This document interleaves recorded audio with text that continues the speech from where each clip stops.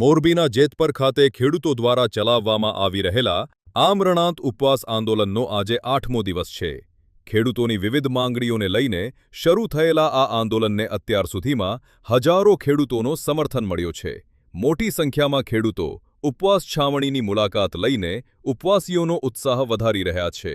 હાલમાં 3 મહિલાઓ સહિત કુલ 7 ખેડૂતો આમરણાંત ઉપવાસ પર બેઠા છે. આજે વાંકિયા ગામના ખેડૂત મહેશભાઈ મારવાણિયા પણ ઉપવાસ આંદોલનમાં જોડાયા હતા. ખેડૂત આગેવાનોએ સરકારને 48 કલાકનું અલ્ટિમેટમ આપતા જણાવ્યું છે કે જો ખેડૂતોની 3 મુખ્ય માંગણીઓ લેખિતમાં સ્વીકારવામાં નહીં આવે તો મહિલાઓ દ્વારા વિશાળ બાઇક રેલી યોજવામાં આવશે.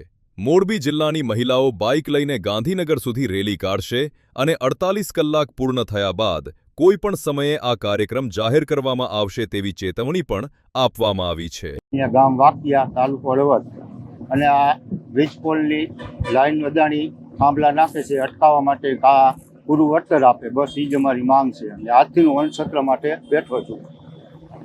આપણે નહીં કરે તો આવતી ચીમકી આપશું ખેડૂતોને અને આંદોલન મોટા પાયે થઈ છે.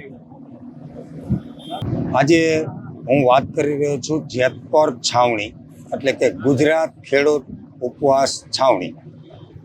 આજે આ ગુજરાત ઉપવાસ છાવણી થઈ ગઈ છે. જે જેતપર છાવણી હતી, હજારો ખેડૂતોનું સમર્થન મળ્યું. દરેક જિલ્લાઓમાંથી અઢળક ખેડૂતોનો પ્રતિસાદ મળી રહ્યો છે.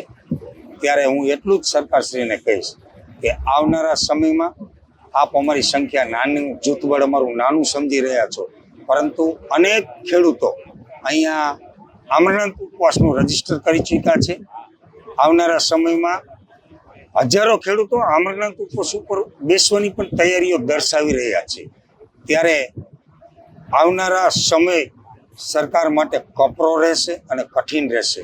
જો સરકાર યોગ્ય નિર્ણય નહીં લે, ટૂંકા ટાઈમની અંદર યોગ્ય નિર્ણય, ખેડૂતોનો જે પ્રશ્નનું નિરાકરણ નહીં લે, તો આવનારો સમય સરકાર માટે ખૂબ કપરો અને કઠિન રહેશે.